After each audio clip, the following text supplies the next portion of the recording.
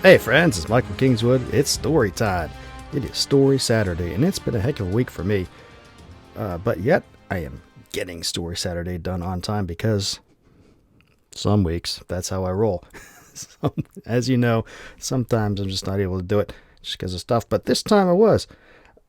I actually was out of town for 3 days this week. I think I mentioned that in the last week. I flew to D.C. My uncle, who was a Army veteran, he passed away about a year and a half ago, and he wanted a military funeral in Arlington, and it took them a year and a half to get that squared away and scheduled. And so this week we had the thing there. And I grew up near D.C. and had visited Arlington, at least the unknown soldier tomb, once when I was a kid, but it's been ages. So even though I was stationed there and at the Pentagon, and I ran the Marine Corps Marathon near there, and I've been past it a billion times, but haven't gone in it in like ages, long enough that I didn't even remember I'd ever been there until after I was thinking back on it afterwards.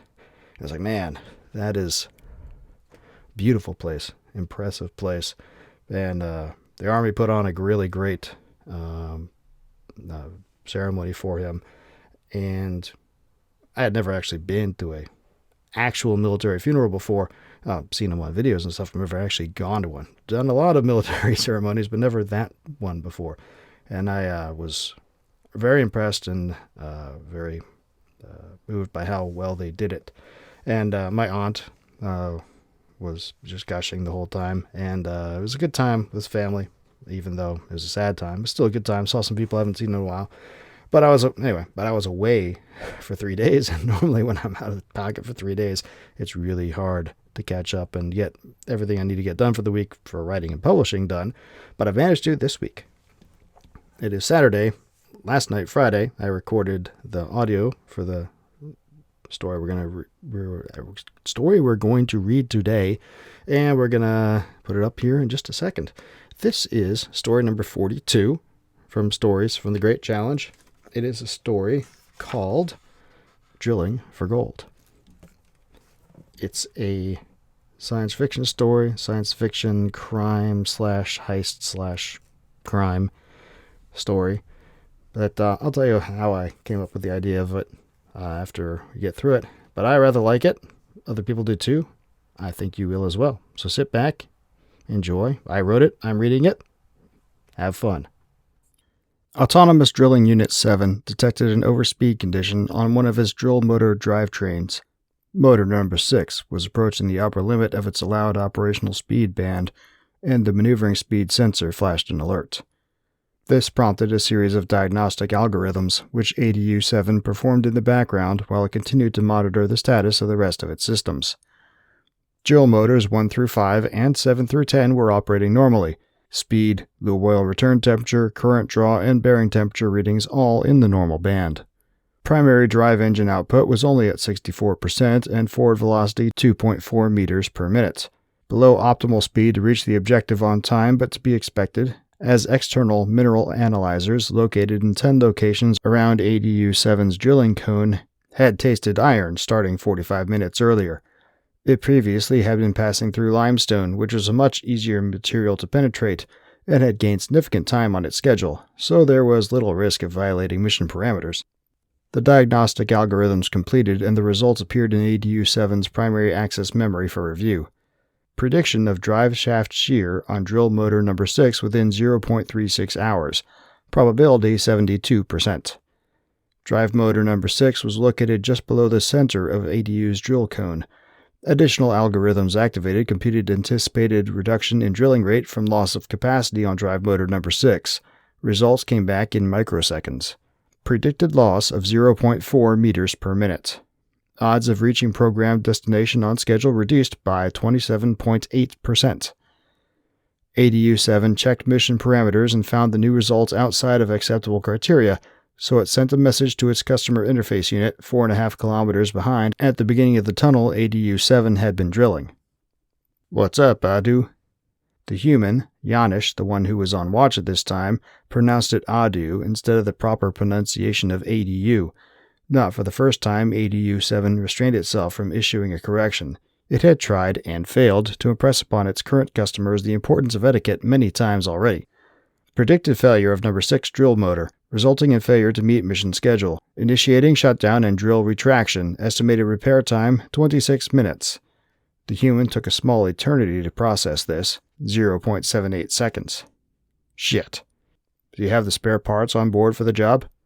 ADU-7 had run a check of internal stores as part of the diagnostic algorithm check. Affirmative. No customer assistance required. How will that affect the schedule? Probability of meeting schedule post-repair is within acceptable mission parameters. Okay. The long pause suggested Janish didn't know all the parameters in question. Unsurprising. Let us know if you need anything. Affirmative. ADU-7 secured the conversation with its customer and focused on completing the drill shutdown procedure while a subroutine fetched the needed parts from its onboard storage units. After ADU-7's drill motors came to a stop, it reversed its primary drive engine, retreating 6.28 meters back down the drilled-out tunnel to ensure the drill hedge pulled free of debris. Then it deployed 2 repair drones, their sensors and operating systems slaved to ADU-7's repair procedures subprocessor. The drones were designed to be maneuverable in tight clearances, crab-like with collapsible legs and 2 deployable manipulator arms, one on either side of their forward sensor clusters. It required a significant reallocation of processing resources and a reprioritization of which parameters to monitor continuously and which to update periodically to collate new sensor data from the drones. ADU-7 had protocols in memory for predicted optimal processing and collation arrangement, but it had to evaluate those protocols against actual operating conditions. That took a fair amount of time, 0.012 seconds, after which ADU-7 determined the default protocols would perform acceptably. By then, the drones had obtained the needed repair parts, so ADU-7 deployed them to their required repair positions and got to work. Jordan chewed his menthol tobacco-flavored gum and severely wished it was the real thing. He hadn't chewed the real stuff in 10 years, since his older brother had come down with mouth cancer that took his tongue and most of his lower jaw. They hadn't had the money to grow replacements, so he lived with electromechanical prosthetics now. Nowhere near the real thing, and life sucked for him as a result. Soon as that happened, Jordan had given up on chew completely, but he still felt the need for something in his mouth, and he missed the taste of it. Hence the gum, but some days it really was a poor substitute. As he bent over the plastic and metal fold-out table he had set up in the outer room of his crew's little headquarters, in the bottom of a narrow canyon 3.5 miles southwest of Miller's Crossing, the center of commerce and government on this part of New Auckland, he felt a hefty craving for some real no-kidding nicotine. His grand plan was all starting to come together, but there were so many variables, so many things that could still go wrong. Damn, he said, and closed his eyes for a second, willing himself to focus and be calm.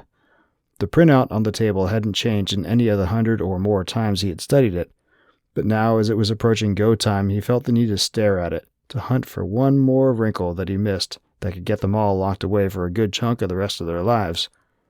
The printout contained the blueprints for the New Auckland Savings Bank Depository, and not the fake ones on file in the city records office, the real construction blueprints that only a select few got access to. He'd paid good money for a copy, through some very dangerous contacts, but his job needed precision planning, and he needed to know exactly where everything in that building was, and in particular the location and dimensions of the vault in their sub-basement, 4 stories below the main building. He bent close until his nose was practically touching the paper and traced out each individual line. It was still the same, but he could swear he had missed something. Just nerves, he said, and straightened, but not before a drop of sweat fell onto the blueprint and sat there like an immovable lens, distorting the white line drawn onto the blue background that showed the edge of the vault's wall. Chuckling, Jordan thought for the 100th time that they really should have installed an air conditioner in here. It was summertime in the middle of the desert, and it got hot in this little wood-walled cabin he and his crew had built. Oh well, too late now.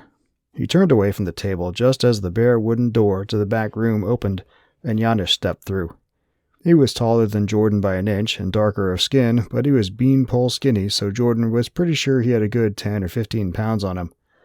Janish's thick black hair spilled down his head almost to his shoulders, and his brown eyes normally sparkled with good humor. Right now, though, "We've had a development with Adu," Janish said, wiping his palms on his jeans. He was sweating. The underarms of his t-shirt were notably damp, which was weird considering the back room really was just the entrance to the cave where they'd set up the drilling unit, and caves never really got that hot. It had to stop to repair a bad drive motor. Damn it. Jordan turned away from him and stepped over to the front room's lone window, looking out toward the canyon's entrance, a third of the mile distant, around a bend that was obscured by boulders and scrub brush. "How long?" Jordan asked. "About half an hour to fix. It says we're still within acceptable mission parameters, though." Jordan nodded. "Well, that's good. Had me worried there for a minute." He'd had Gregor program the drill to stick to a 98% chance of making the schedule, or better. If it said they were still there, no disaster. Yet. "Sorry, but I thought you'd want to know." "Thanks." He looked back at Janusz and raised an eyebrow at him. "Holler if anything else happens. If it gets there too late, or if it breaks through before Gregor takes down security," he didn't say the rest. He didn't need to. "Sure thing, boss." With the repairs completed, ADU-7 found itself making better progress than it had projected before stopping. A quick analysis of motor current draw versus forward speed showed that drive motor number 6's degradation had affected progress more than ADU-7 had initially detected. Now it revised its scheduled performance predictions and found it would reach programmed end of drilling slightly early. It reduced primary engine power to compensate, then went back to monitoring its various system parameters. An alert popped up from ADU-7's Customer Preferences program. It was to report when 20 minutes away from destination, so it sent another message to the Customer Interface Unit. A different human responded. ADU-7 recognized its vocal patterns as Shen. "Report. Unit approaching programmed destination. Estimated time of arrival, 20.37 minutes. Stand by." ADU-7 had noted that Shen was much less talkative than Janusz. It preferred that. More efficient. "ADU, proceed to destination." Acknowledged. Then it cut contact with the Customer Interface Unit. 20.24 minutes later, the tip of ADU-7's drill cone penetrated a new material that the mineral analysis registered as man-made concrete. Then the cone emerged into open space. ADU-7 halted and again consulted its customer preferences. It ordered ADU-7 to proceed completely out of its drilled tunnel and turn on its forward-mounted spotlights. It complied. Jordan and his team hurried down the tunnel as soon as Shen relayed the message from ADU. 6 men pushing 3 anti-grav loading pallets between them, making time down the rough, unpaved tunnel with only the illumination provided by headlamps each wore. The anti-grav loading pallets he'd chosen for the job were industrial strength. Painted black and yellow, they looked like normal wheeled dollies, with a metal handle and a push bar on one end, a couple of feet above the dolly itself. Except that instead of wheels, they used anti-grav plates to support the weight loaded onto them, and had a control pad mounted on the push bar. Much better choice for navigating the tunnel than wheeled units. Still, now that he thought about it, this was an incredibly dangerous and dumb way to handle this part. They should have strung up lights behind ADU as it went, or something. "I knew I forgot something," he said to himself, and chuckled. If that's all it ended up being, they were home free. It was a bit more than 5 kilometers to the end of the tunnel. If Jordan had been running in the open, he could cover that distance in about 25 minutes. Going down this tunnel, it took more like 40, which meant ADU would be sitting in the vault for 10 to 20 minutes before his team got there. But Gregor had successfully killed the bank's security feeds, so he had no fear of that gap in time giving the caper away. Still, it pressed him on to greater speed. When they finally emerged from the tunnel into the vault, Jordan's legs were wobbly from exertion, and he was breathing heavily. Sweat streamed down his torso, making his shirt cling to his skin. But none of that mattered, because stepping around the rear of the drill brought the rest of the vault into view. The vault floor, ceiling, and walls were made of poured concrete on 3 sides and steel on the 4th. The main vault door was round and, from this side, looked just like a circle of steel set into the rest of the steel of the wall. It was closed up tight. Good. Except that it kept all the dust from ADU's final push through contained, and it still lingered in the air, smelling of damp and dirt and making Jordan want to sneeze. But so what? The trio of pallets sitting against the wall, adjacent to the door, directly in front of the wall ADU had breached, brought a joyous smile to Jordan's face. Or more specifically, the 300 gold ingots sitting on those pallets did. Jordan turned to look at the rest of his crew, all of them except Shen, who was keeping watch back in the cabin, and Gregor, who was still making his way back from Miller's Crossing. "Let's get it done," Jordan said, and the others nodded. Janusz pushed the cardboard box off his pallet before pushing it over to the gold. 3 of Jordan's men broke the box open and took charges out, which they began planting in the mouth of the tunnel ADU had just dug. By the time Jordan, Janusz, and Tom, a deceptively soft-spoken guy Jordan had known since grade school, had the anti-grav pallets fully loaded, the charges were in place, and it was time to go. Tom pushed the first of the pallets into the tunnel, and the charge layers followed him. Then Janusz. That just left Jordan and the last 3 charges.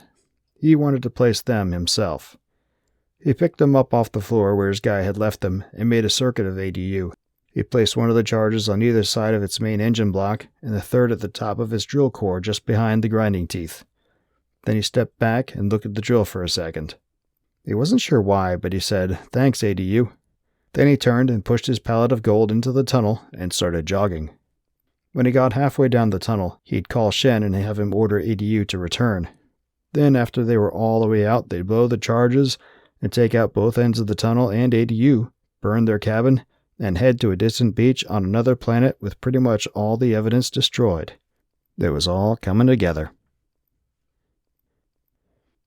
ADU-7 received the order to return to Origin from the customer interface unit and maneuvered to comply.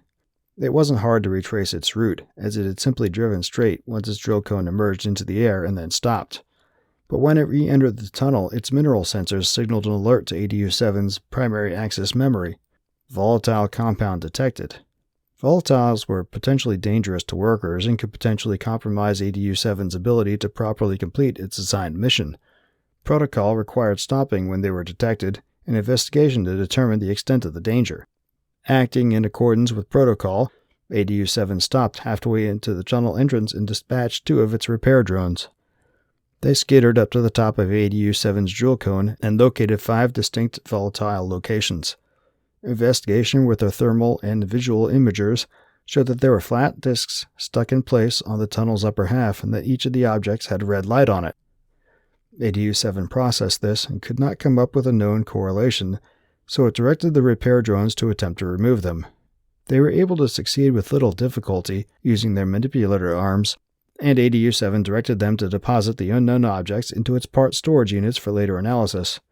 But as one of the drones proceeded to do so, it detected another of the objects on ADU-7 itself, just behind the cutting portion of its drill cone. This continuing anomaly required several consecutive processing cycles to analyze, but ADU-7 could not come to a satisfactory determination. After an additional cycle, it directed that drone to take the latest anomalous object to one of its mineral analysis sensors. When the drone placed the object directly onto the mineral analysis sensor, the sensor immediately flagged a more detailed alert to the primary access memory. Direct contact allowed a much more thorough analysis than proximity alone, and the material was identified as man-made explosive. ADU-7 had to spend more cycles, more than it had ever spent on a single task before, processing this new data. It had already completed drilling the programmed tunnel. Why would explosives be needed? It had no explanation, so ADU-7 went back through all its data again from the moment it had emerged from the tunnel and immediately found information it had not processed. In addition to the floodlights, ADU-7 had forward-looking cameras, and they were activated by the same breakers and commands that activated the lights. Mission parameters did not require ADU-7 to utilize or transmit images from the cameras, so it had not processed them, but the camera still recorded imagery. Now ADU-7 analyzed those recordings, and immediately several alerts were placed into primary access memory from 6 different subsystems and processes. Jordan emerged from the tunnel to find the rest of his crew all smiles. They were clapping each other on the back, and he immediately felt a flash of chagrin. "Save the celebration till we're out of here," he said. One and all, his crew looked at him, and their smiles faded. Janusz's did more than that. His smile fled, replaced by a look of shock. Then he actually went pale. "Boss," he said, his voice sounding ragged, like he was being strangled. "You okay?" Jordan started to say, but a shout from out front interrupted him. The door flung open and Shen dashed in, looking grave. "There are lights out by the canyon entrance, and I think I heard a helicopter." "What in the hell?" "Gregor's on the way back. He's—" "Boss!"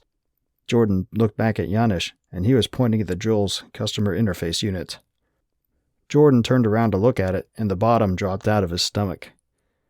The customer interface unit had a text message written on its screen in a clear, bold font. You are in violation of Devison Robotics Company End-User License Agreement for Automated Drill Unit Model 18362. Section 4.2.5.5. You may not use this product for any purpose that violates any law, custom, or moral standard on New Auckland or any other planetary system anywhere in the universe. Failure to comply with this clause may incur civil and/or criminal penalties. This unit has informed the appropriate authorities of this violation. Have a nice day. It was like being smacked across the face with a cricket bat. After all his planning, meticulous to the T, here it was, the thing that Jordan had missed. The thing that was going to get them all locked away for a good chunk of the rest of their lives. What? Janusz swallowed, then tried to speak again. What do we do? Just then came a crash from the front room and a shout of police. Jordan closed his eyes, hoping for a second that this was all just a bad dream. But the shout came again, from more than one voice this time. He opened his eyes back up and looked at Janusz, and he shook his head in apology. I guess we go to prison.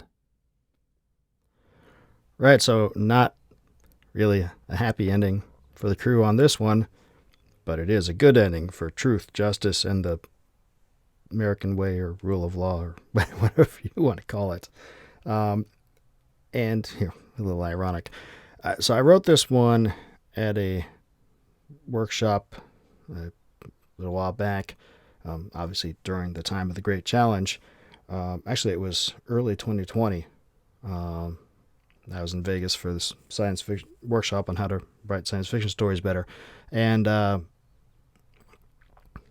part of that workshop, we went to, I forget what it's called, this little area in the west side of Vegas with where the spring that originally was the water supply to the city is located. And there's a bit of a museum piece there and a bunch of other, little path you can walk through and things like that.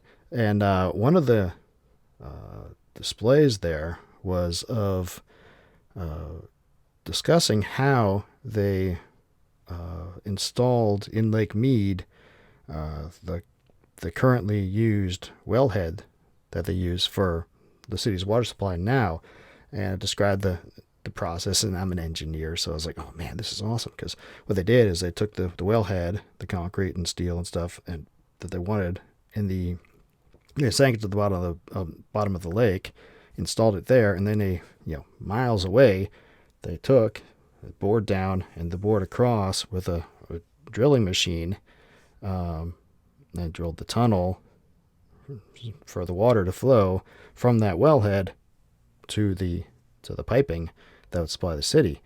And it was a couple 100 feet down and several miles, and they had this itty bitty little target, like just maybe a foot in diameter, painted on the wellhead where it was mounted where it was buried into the sand and at the bottom of Lake Mead. And they did their engineering design and their guidance of the boring machine with such ridiculous precision that that they hit it, like basically dead center after drilling down a couple 100 feet and across several miles, dead on. And if they hadn't hit it dead on, the whole thing wouldn't have worked. Right. And it was like, man, really impressive calculations, really impressive construction, really impressive detail and precision of how they did that. And I walked away thinking, man, that was amazing. And one of the assignments during that workshop was, you got to write a story based on something you saw at that place that we went to. I was like, well, I'm writing about drilling. And thus the start of this story, which became the heist and all the other things that went through it. The other thing, for the ending of it, I around that time was where a a lot of the cancellation and social media stuff and terms of service and all that sort of thing, where people were being canked for some mostly illegitimate political reasons, but sometimes for legitimate ones, but mostly illegitimate, but citing back to the extremely vague terms of use that were put in place specifically so they could get rid of people they didn't like. But that's neither here nor there. It was, I was thinking about all that was going on at that time, and I was like, oh yeah, it'd be great if terms of service would come back and bite these guys. So yeah, that's how that came to be. So a little irony, a little just fun with precision engineering, and I think it turned out pretty well. Hopefully you do too. If you did like it, you know what you need to do, right? You need to go out buy all my books from MikeKingswood.com/store, where you can find all my stuff in ebook and audiobook. The print stuff is still getting fixed because it's well down on my priority list of things to do. If you want the print, go to all the other retailers out there, which you can get through the books to read link that I'm sharing right now there. That'll take you to the author page there where you can click on a title and you can pick which retailer you want to go to, and it's great. Obviously, the best way to go to get me the most money is come straight to me. But, it is what it is, however you want to play it. The other thing that's going on, if you want to help out, is, of course, the Kickstarter is going on right now for the 52 Stories in 2023 challenge that I am currently doing, of which I am finishing story number 14 this weekend. The first 10 are bundled up in the collection that this Kickstarter is kicking, and then Volume 2 will be the next campaign, and then Volume 3, Volume 4, Volume 5, and you see how that goes throughout the rest of this year. The campaign for this one is going swimmingly. We set a pretty low bar for funding, just A, to make it easy, and B, because I still have limited reach. But we have more than doubled the initial goal, and we have unlocked the first of the stretch goals for the campaign. So we've got a little bit more than a week to go on it, so there's more to go. The second stretch goal is certainly well within reach if everybody who likes my stuff, and that means you, goes and supports it. So by all means, go to michaelkingswood.com/52in23v1, which you're seeing below me right now, and go and support that. Of course, don't forget to like this video if you're watching the video, or the podcast if you're liking the podcast. Subscribe to it, push the like button, share with all your buddies, tell everybody what great stuff we're doing around here, and come back next week. Next week will be story number 43. Number 43 is Drops in the Storm. And I think this one, I haven't looked at this one in a while. This is sort of I think this one is more of a modern setting. If I remember right, it's an assassination kind of thing. I got to look at it again. It's been a while. But we'll be reading next week. It'll be a great story. You'll like it. Come back. We'll read it some more. So I didn't get very many streams done this week because I've been out of town doing other things. But this week we will be moving forward. We will get back to our daily, as much as I can manage it, Kickstarter update streams. And we will also do Warship Wednesday again. I think we're going to go back to the Gene Flucky files and find a cool story about his adventures on USS Barb in World War II. At least that's the plan. So come on Wednesday, we'll do that. And that's, I think, all I've got for now. Thanks very much for tuning in. Hope you liked it. If you did, do all the things I already told you to do. Buy books and like and subscribe and share. And I'll talk to you next week. Until then, don't do anything I wouldn't do.